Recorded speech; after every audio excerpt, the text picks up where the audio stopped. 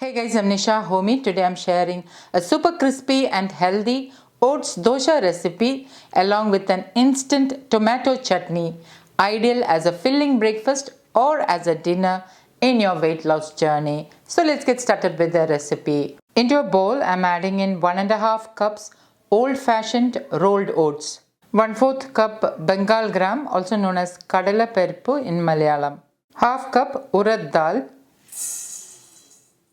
1 teaspoon methi seeds, also known as fenugreek seeds. Into this I'm adding in some water. And I'm going to wash and rinse it a couple of times or until the water runs clear. Once rinsed, I'm adding in some more water. And I'm going to allow it to soak for about 3 to 4 hours. Now the reason why you need to soak it for at least a minimum of 4 hours is to help release the phytic acid content in the oats and in the dals. Phytates are nutrient inhibitors which may cause digestive issues to some people. So it's always ideal to soak grains for at least 4 hours. You can soak it for up to 6 hours if you prefer. For now I'm going to soak it for 4 hours. It's about 4 hours now and the oats and dals are nicely soaked. I'm going to rinse it a couple of times and then I'm going to add it into the blender jar. Okay, now I have added the ingredients into my blender jar. Add in 1.5 cups water, 1 teaspoon sea salt or as needed, and I'm going to blend this until it becomes a dosa batter consistency. Pour the blended dosa batter into a bowl or a container. With my hand, I'm mixing this really well for about 10 to 15 times. Mixing the batter like this will help with easy fermentation. Note that I have not added any cooked rice in this batter, so do not skip mixing the batter with hand. Once nicely mixed with hand, I'm going to cover it with a lid and allow it to ferment overnight or for about 8 to 12 hours. Fermentation times may depend upon the climate of the place you are living in. Note that I am not using a tight lid as we need aeration for the wild yeast to help with the fermentation process. So try not to use a tight lid. So I'm going to ferment this overnight. And the next day morning, you can see that the oats dosa batter is nicely fermented. See how perfectly fermented and airy the dosa batter is. See those bubbles in the batter?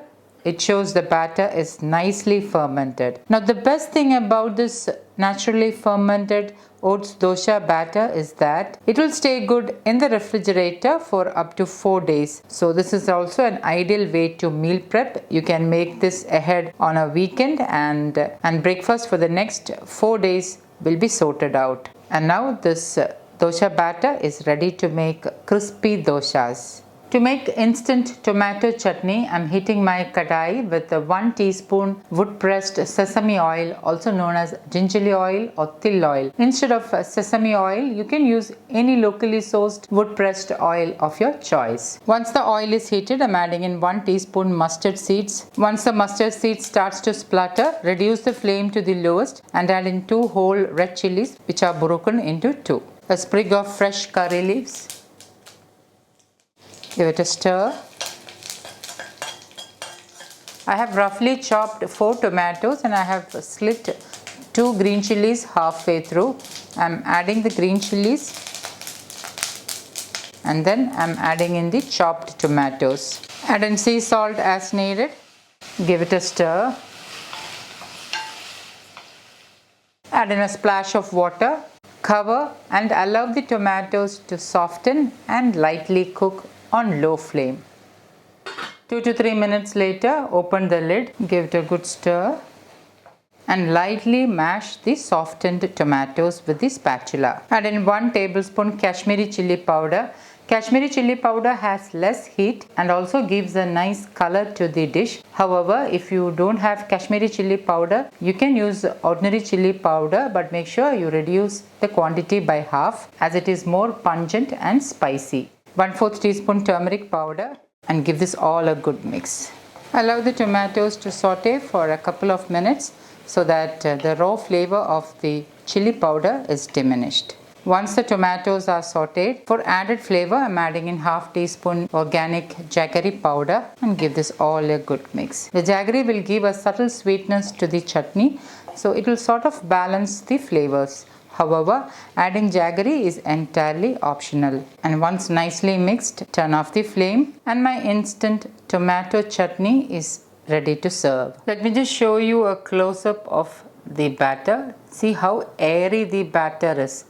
This means the batter is nicely fermented and perfect to make crispy doshas. No added soda powder or ENO in this naturally fermented oats dosa batter. To make the dosha, I am heating my cast iron tawa, and once the tawa is heated, reduce the flame to the lowest and lightly grease it with wood pressed gingerly oil, also known as sesame oil. Pour in one ladleful of the dosha batter and spread it out as thinly as possible into a round circle. Drizzle in 1 teaspoon wood pressed sesame oil. Instead of sesame oil, you can use A2 desi ghee or any wood pressed oil of your choice. Cover and allow the dosha to get cooked and crispy. About a minute later, open the lid.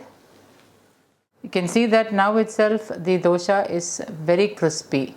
Carefully flip the dosha over and allow that side to get crispy as well. Once done, flip it over again and you can see how crispy the dosha is. And I'm going to transfer this to a plate. Repeat the same thing with the rest of the batter. Leftover batter can be stored in the refrigerator. Serve the crispy dosha with the instant tomato chutney, and my super healthy crispy oats dosha and instant tomato chutney is ready to serve. So guys, do try this healthy crispy oats dosha and let me know in the comments how it turned out. Thank you for watching, and until next time, take care. Bye bye.